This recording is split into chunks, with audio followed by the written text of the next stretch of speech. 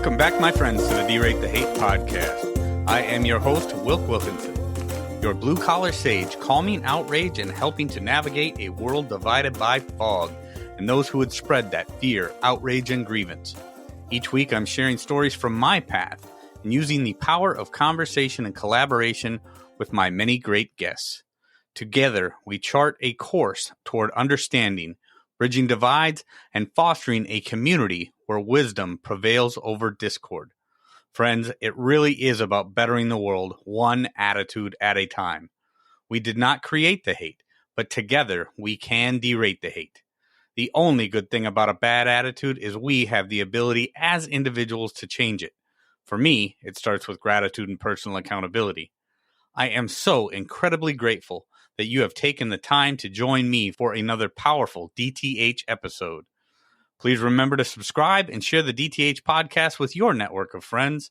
If you would like to support the show, check out the Support Us page on the D-Rate the Hate website. With that, my friends, let's get to it.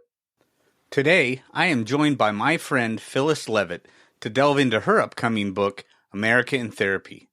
In this compelling discussion, Leavitt explores innovative ways to bring hope and healing to a nation grappling with increasing divisiveness and violence. She underscores the urgent need to reverse these troubling trends by applying psychological and psychotherapeutic principles to improve the collective mental health of the country. Leavitt highlights the transformative power of personal responsibility, managing destructive impulses, and fostering empathy and understanding towards others. She passionately argues for the importance of investing in families and dedicating resources to their well-being as foundational steps towards societal healing. I, of course, draw parallels and connections to my own work with the organization Braver Angels, which aims to bridge societal divides through grassroots efforts. This episode is packed with key insights on how to address the rising tensions in America, promote peace, and rebuild connections within our communities. Tune in, my friends, to learn how psychology can pave the way for a healthier and more unified society. And with that, my friends, here we go. Phyllis Leavitt, thank you for joining me on the D-Rate the Hate podcast. It is so fantastic to see you today. I'm looking forward to this conversation. Me too. And thank you so much for having me here with you. When I see people, Phyllis, that are doing this work, and the work that I'm talking about is the work that you talk about in your upcoming book, America in Therapy, a new approach to hope and healing for a nation in crisis. And right. And when I saw that title, well, first of all, thank you so much for reaching out to me and bringing this book to my attention, because it coincides, it runs so parallel to a lot of the work that I do, both with the podcast and then my work with Braver Angels. And right, we are a nation in crisis, Phyllis. So let's just start, because we'll dive right in. What is it? Mm-hmm. What is it that made you first realize or recognize that America was in crisis? We are in crisis, and we need a new approach to help us address that. Yeah, I think, probably like many people, it's been a slow but intense rise of feeling like there's more and more numbness to divisiveness and violence. It seems to be, more, in some ways, more acceptable almost, or that we've accepted that it's just a part of what has to happen, rather than really focusing on why is this happening and what can we do to reverse courses here? Because the escalation in violence and divisiveness and partisanship, and hatred and vilifying anyone who has an opposing opinion is very scary, partly because it leads to violence and partly because it turns people against each other, even their own family members. And having been a therapist for so many years and working with families and understanding family dynamics and how the dynamics of a healthy family basically work and how the dynamics of a really dysfunctional or abusive family work and their effects on people, it wasn't hard to see that some of the dynamics going on in our country are exactly the same dynamics that happen in abusive families. That's right. And only on this scale, hurting millions of people, and who become then symptomatic. So it's a ripple effect. So that really inspired me to write the book and bring what we know from the field of psychology and psychotherapy to a national conversation and hopefully a national agenda. That's fantastic. Yeah, I mean, one of the things that I always talk about with this podcast, I mean, the mission statement from this podcast is bettering the world one attitude at a time. When I hear you saying the same tools that are used, obviously you're somebody who's worked as a psychotherapist for more than 3 decades from your background, and when you say that the same tools that we use to help the individual, the same tools that work to help the mind of the individual and build us into better people can be used to fix our nation. Right. And I think that is so important, because that idea, that whole concept, we work on each of us as individuals, but we can also use those same tools, right? I mean, I always say that, I go back to the same thing that I always quote it, and I believe is Gandhi, but be the change that you want to see in the world. It's one pebble in a pond, it turns into this ripple effect that changes the whole that changes the whole body of water. Talk about that then, Phyllis. Talk about these tools. Talk about these tools and how these tools that work with an individual or to fix the family can be used to fix our broken nation. Absolutely. So the first thing to say is that one of the beauties of psychology and psychotherapy and why I feel like the focus on our collective mental health is the big missing piece in politics and in national conversation today is because by its very nature, psychotherapy and the best psychology are not partisan. They're not about who wins and who loses. It's not about somebody beating somebody into submission to their way or their mindset or their way of life. It's about bringing people together to talk and listen and really understand each other on a deep level for the purpose of building empathy, building consensus, and reconnecting with one another in a loving and safe way.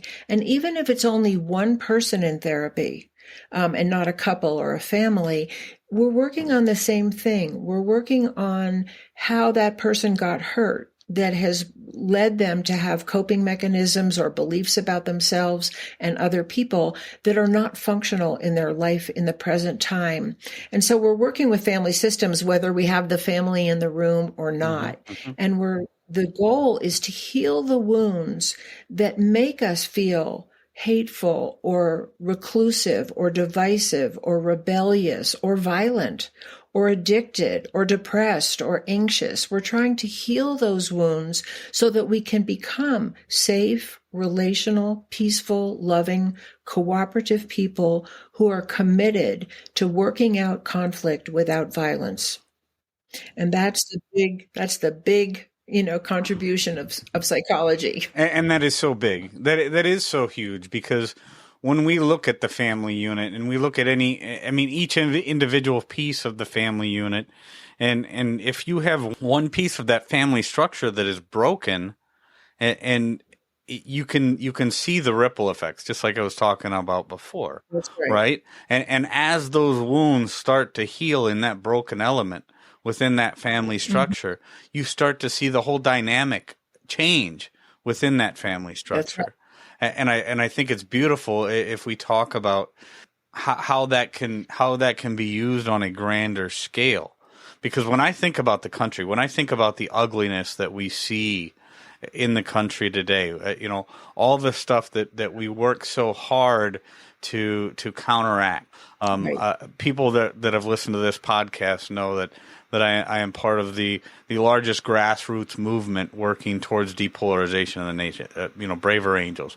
It is a grassroots movement because there are, it's made up of thousands upon thousands of individual volunteers that are out there in some way trying to better the world in which we live, better the communities that they live in, and the things that they do. And just like that family structure, as we as individuals start to heal and not buy into the divisive rhetoric that we so often see in our news media and online and in our politics, as we start to heal, just like you're talking about in that family structure, we start to see the community around us heal.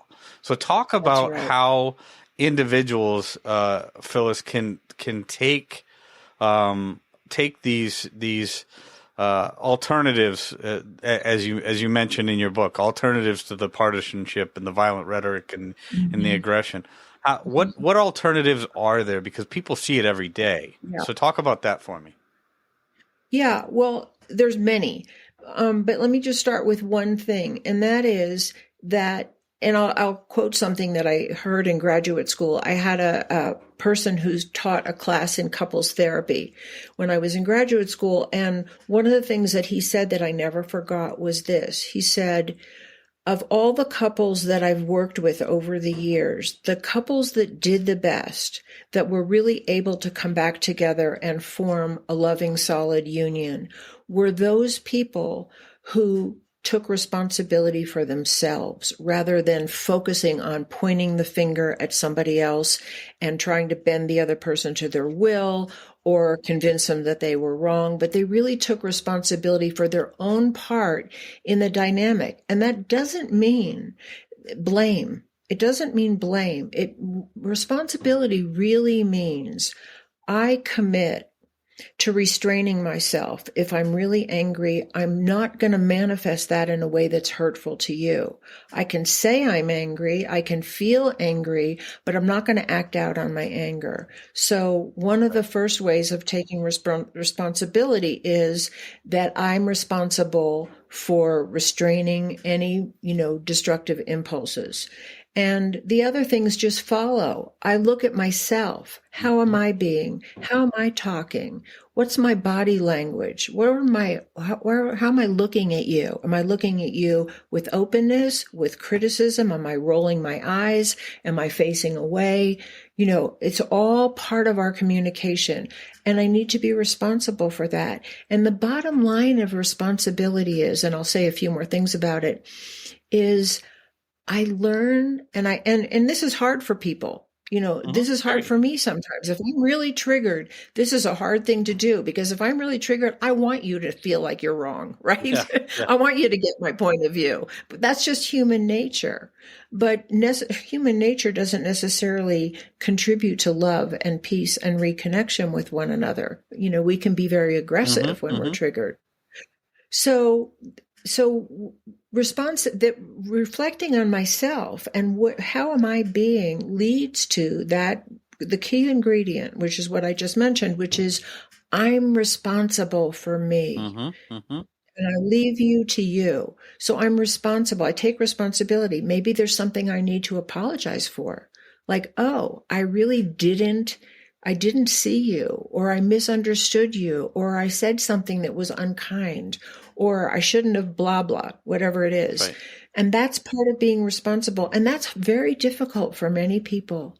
Many people really never learned that it's actually something to celebrate, to apologize if you're in the wrong, rather than feel like it's a sign of weakness or capitulation, or you're giving your power away or something like that. And the whole idea of what I'm talking about is that taking responsibility for myself really means I am going to do my best, my imperfect best, because we're imperfect, and sometimes it's 2 steps forward and 1 step back, but I'm going to do my imperfect best to treat you the way I want you to treat me. Mm-hmm, mm-hmm. And that's something that partisanship and the great divisiveness and the threats and the violent rhetoric destroys. It's almost operating on the basis of I have a right to act out on you because I'm right, Yeah. rather than I need to take responsibility for myself to create peace and reconnection with you. And so part of, as that, arc of responsibility continues, it's then, okay, I take responsibility for myself. I make amends if I need to, or I ask for what I need from you. There may be something I need from you. Maybe I need for you to stop shouting, or I need for you to try to listen to me, with more compassion or whatever. And then hopefully we can reach some agreement and reconnect. Mm-hmm. And if we saw some of these things manifesting in our higher institutions, in our institutions of government, in Congress, if we had facilitators that actually help people talk to one another across the great, the aisle, what an amazing role model that would be for our young people, for all of us. That's absolutely right. And of course, change the whole country. It would change it changes the dynamic of everything. I mean, if we had people in our media and our politics that put forth as much effort to truly bring people together instead of all that finger pointing and the the hyperbolic partisanship that we see so much of. Right. If they put as much effort into really trying to listen and understand people, and instead of conflate all the issues that they don't like with the most catastrophizing scenario out there, right? It would be such a much better place. Phyllis, one of the things that means so much to me. I mean, I talk about gratitude and personal accountability and that personal responsibility, our ability to respond.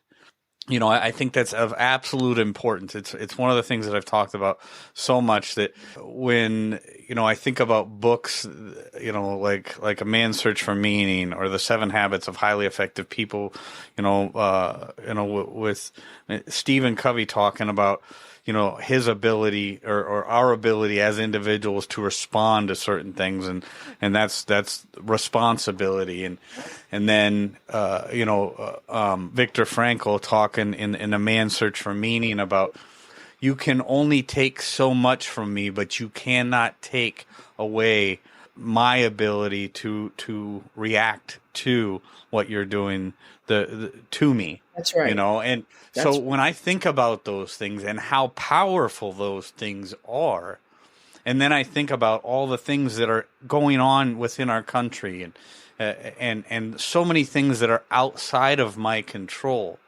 and how I can control my ability to respond to those things that are outside of my control, it really takes that power back. And it takes that sense of chaos and that sense of not the feeling powerless, right? I mean, that's the one we talk about, our human nature, and one of the fastest ways for us to act out in a negative way is that feeling of powerless, right, or powerlessness. 100%, absolutely. And I've really found that as a therapist that powerlessness and rage go together. Hand in hand. So the more you render people powerless, the more enraged they become. And they either turn on themselves or they turn on other people or both. Mm-hmm. No, that's absolutely right. And that's one of the things, we talk about the state of politics today and how we got to this place. I want to talk, you mentioned on your site about how we got to this ledge, what keeps us there and what we can do to step back from the ledge. But one of the things that I always think about, Phyllis, when I think about, I don't care if it's the current president or the previous president or the president before that, or whatever, I think we are in a time now where so many people, because people are always, how did we get here? How did we get here? Well, a lot of this ugliness is the fact that so many of these people today did not get engaged or become engaged until they became enraged. And I think that goes to your point that you were just making, Yeah. Phyllis, is Yeah. that feeling of being enraged is ugly. And then when people don't engage until they're enraged, now all of a sudden they're making bad decisions. They're doing things that they probably wouldn't have otherwise done. And it just makes for a much uglier scenario. So talk to me about what you were, what you said there, what got us on this ledge. Well, and again, I think that there are many answers to that question. I don't think it's a one, oh, this is what got us here. But I will say some of the things that I think are really important for people to know. And that is that I think our families are really suffering.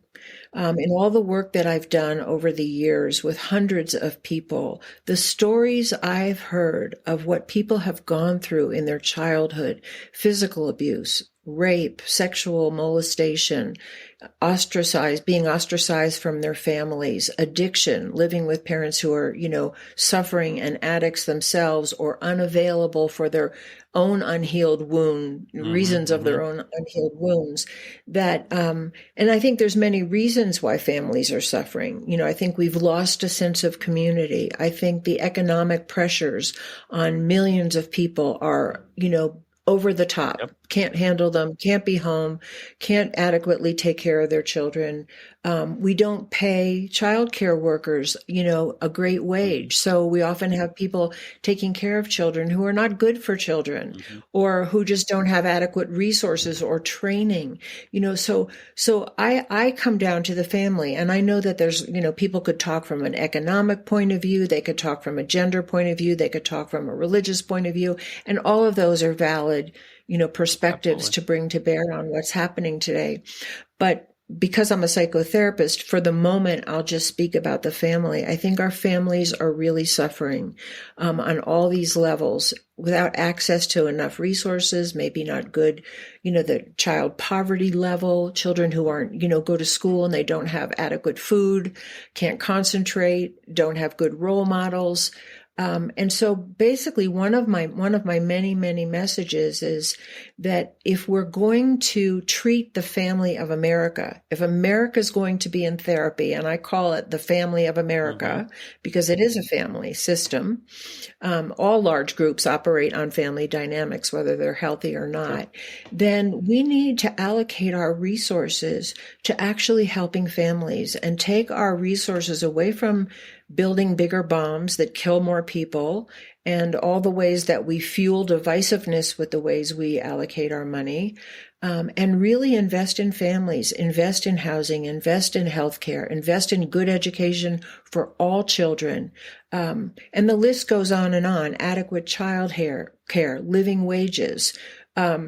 And that's really a big one, because if children are suffering in their families and the families don't have adequate resources for whatever kind of help they need, whether it's mental health help and therapy, or it's food, or it's good housing, those children are suffering, and more than likely, a large majority of them are going to be symptomatic. Sure. And to speak to your point really quickly, what I'll say is, there's many, many symptoms, and we've mentioned some of them. But in general, there are also two major trends that I've seen for people who have really been hurt, especially in childhood, but it doesn't have to be in childhood. But, the earlier on in life, sometimes the more it affects your whole developmental process. Children who have been hurt, who haven't been rescued, who have not been able to get help, tend to follow one of two paths. Either they become passive and easily controlled because they really were rendered powerless and helpless, Absolutely. Or they've identified with the aggressor and their anger takes over, and they'll do anything in their power not to be helpless and powerless. And so they often role model the aggressive behaviors of the people that hurt them. And if you have more and more people who are easily controlled and manipulated, and more people who have identified with the aggressor, you have a lot of what we're seeing here today. Yeah, and it does and the way that it does manifest itself, I mean, either way, whether you become passive or aggressive, neither is healthy. And then you and I Right. both know, Phyllis, that it turns into a multi-generational issue then, because then then 100%. the people that were hurt children, if they don't get the proper treatment, they become hurt adults, and hurt adults are Right. much more likely to then hurt their own children, hurt other people, hurt people, right? I mean, it's one of those things, and that's why I think we do see a lot of the things today. And I like the fact that you talk so much about the family, Phyllis, because one of the things that I think we're seeing so much more today than we've ever seen before, right, is the breakdown of the nuclear family. I mean, more single parent homes. We got homes without fathers. The family unit itself is changing dramatically, and it has been now for years, and not in a good way. And I think I think it's very bothersome that some people tend to ignore that and the importance of a fully intact family unit. Talk a little bit about that, just as a psychotherapist, somebody who's treated, people in the family unit who've dealt with trauma. Talk a little bit about that for me, if you would. Yeah, well, one of the things that's really important to know is that part of what we do, which is also a dynamic of an abusive family system, is we blame these people. We blame single mothers. We blame the men who are absent from their kids when they're actually hurting people who need help. They need to have their own wounds addressed. And if I may say this, and because I don't know if all of what's out there in the world of psychology and psychotherapy is common knowledge at all. And that's one of the, 100 reasons why I wrote my book, is to make some of this common knowledge, is that the wounds that actually hurt people, that result in them either becoming helpless and powerless or overly identified with aggression, the wounds are wounds to love and belonging. They're wounds to safety and being provided for. That's what hurts people when they're not adequately loved or taken care of, when their role models are violent or absent or, they're highly judgmental. And when people have a chance to heal, when they find safety, when they find a place where they can release some of that pain and understand that they are not what happened to them. They didn't deserve what happened to them. They were born a loving, innocent, wonderful human being, and then they got covered over with layers of pain. When people know that and they have a chance to unpeel those layers and reconnect to that beautiful self that they were born, they become loving people. I've never worked with anybody who's done any healing works whatsoever that's become more hateful or violent. It just doesn't happen. Right. No, and well, it goes back to what I just said. Hurt people, and Right. I think one of the first things that we need to recognize, and yeah, I hope people don't believe what I was saying. There was a pointing the finger at single mothers or absent fathers or whatever, but the reality is, and this is one of the things that I want to make sure that people understand when I talk about things like that, is we find ourselves in a system that often ignores the root cause of many of our problems. Okay. I think most Most often, ignores right? the root. I mean, yeah, that is politics today, is ignore the root cause, play around with the symptoms, and act like we're doing something when we're actually probably just exacerbating the problem. My opinion, not yours necessarily, but that's the way I see it. But when I talk about the breakdown of the nuclear family, and I talk about whether it be single mothers or absent fathers or the products of those homes, those hurt children, because the children are always the victims, right? And when I talk about that, I don't talk about that to blame the single mother, and I don't talk about that to blame the absent father. What I do is I try to bring awareness to it and make people understand that the root cause of many of our problems is the children that come from these broken homes and the hurt that is a result of it, the wounds that result That's right. from it. And as these wounded children grow, they become wounded adults. And wounded adults will Right. often hurt, whether it be their own children or the other people that they Hmm. interact with, or society as Hmm. a whole, because they never got the care, they never got the treatment that was needed to show them that yes, you are a beautiful and completely valuable, a beautiful human being of infinite value. And Right. I understand that you were dealt a sour deck, but hell, we can help you heal. Like you said, Phyllis, Right. you've never seen somebody that actually had the treatment and worked through their issues to heal their wounds. That's right. And then came out the other side worse, right? And not everybody Never. gets perfectly better. There's no doubt about that. But you're right. If people actually, and this goes back to responsibility, right? How do we respond? Our ability to respond. Are we going to confront our problems and seek the treatment that we need to heal the wounds that we have to become a better person? And then, right, to take Right. this full circle, watch how that grows. Watch how everybody else within our unit, our family structure, our community, our nation gets better as a result from that wound, those wounds healing. I mean, 100% true. And just like we say, one person, if one person is really violent or abusive or hateful, it can really affect the dynamic of the whole group they're in. One person who's loving and peaceful and kind and communicative can also change the whole dynamic. And I think a lot of people today feel very powerless, Mm-hmm. just in general, like this is too big for me. I'll never be able to impact politics. And, maybe we're just going down.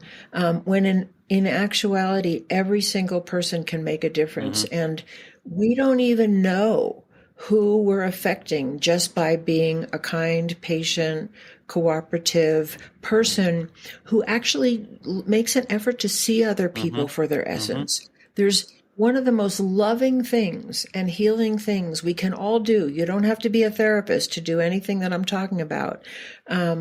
Is to really look for the essence in another person and see that and acknowledge it and feed it, Mm-hmm. and for any of us out there who had one person in their life who did that for us, the difference it Mm-hmm. makes. Oh, that's absolutely right. I've had a lot of conversations recently with people that talking about that very thing. And it's one of the things that I say at the end of each episode, Phyllis, is be kind to one another, right? Because you just don't know, how that smile that that stranger that you smile at today, or that person that you say good morning to, or that wave and smile that I had a conversation recently with my friend David Brooks, talking about his book, How to Know a Person: The Art of Seeing People Deeply and Being Deeply Seen. And he talks about that, really get to know somebody, really see Mm-hmm. somebody for who they are. I had Right. another conversation. It may have been in that conversation, but one of the examples that always comes to mind for me, and it keeps on coming back, is somebody told me about a man who had committed suicide. He had jumped off. I can't remember the bridge, the Golden Gate Bridge maybe, and the Mm. note that they found in his home said, "I am going to walk to this bridge and I am going to jump off, unless one person smiles at me." Oh, Unless one person, oh, one stranger smiles at me on the way, and I will not do it. He never came home. And I think about that story, and I think about how wow. important it is. I walk past people, I whether it be in my regular career or just in general, and I try to say hi to people and smile at people, because smiles and bad moods are contagious. It just depends on which direction you're going to go. Attitude is Totally. so important. So it's it's so vitally important that people understand how our interactions, how we present ourselves to other people, That's right. how that actually can manifest itself in the ripple effects within our family, within our neighborhoods, within our state, our country, and the whole world, and how important that is. So, Phyllis, I know we're getting close to the end of our time. Tell the DTH listeners where they can find out more about you. I mean, I know your book, American Therapy, will be available. Well, it's available for pre-sale now on Amazon, right, but it officially drops July 2nd of this year, 2024. Right. Tell the DTH listeners where they can find out more about you, and then obviously they can find that information in the show notes as well. Yeah, please. Thank you so much. The best place to find me is on my website. It's www.phyllisleavitt.com. I have blog articles there. I have lots of videos of, conversations like this that I've been in, and information about my book. You can buy the book from my website, or you can go to any of the major booksellers. It's already up for pre-sale.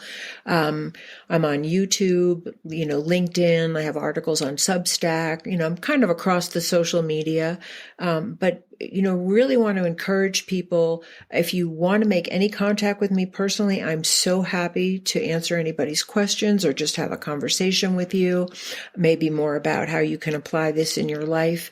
If you do sign in to contact me on my website, you get a free PDF that I just recently created, and it goes over in a way that applies to a person in their own individual life, those whole elements of taking responsibility in our personal relationship, and how we can each implement those to heal the relationships in our lives. And just like you said, we don't know the ripple effect of one smile, one hand wave, one moment of patience with somebody that's irritating us.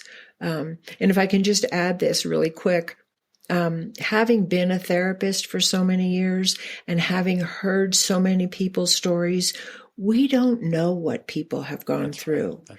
And we really don't know, the tremendous difference that our stopping and saying, how are you? How are you? What difference that could make in somebody's life. That is absolutely right. Well, we just don't know what storm somebody's going through, and we don't know how our smile might affect their healing. That is so beautiful. And I loved your story. Thank you. Thank you so much, Phyllis. I am so incredibly grateful that you have taken the time to join me today. This has been a great conversation. I look forward to so much more in the future, and can't wait for the book. So, Phyllis Leavitt, thank you so much for joining me. Thank you. Thank you so much for having me. It's been just a fabulous conversation, and I really appreciate you. Friends, if there's anything in this episode that provided exceptional value to you, please make sure to hit that share button. Share it with your friends, share it far and wide. And of course, if you haven't done so already, be sure to subscribe right from our website so you can get the D-Rate the Hate podcast sent to your email inbox every week. So this is Wilk wrapping up for the week, saying get out there. Be kind to one another. Be grateful for everything that you've got, and remember, it's up to you to make each and every day the day that you want it to be. If there is something that you would like to share with me, you can catch me on most social media platforms, or you can email me directly, wilk@wilksworld.com. With that, my friends, I am going to back on out of here, and we will catch you next week. Take care.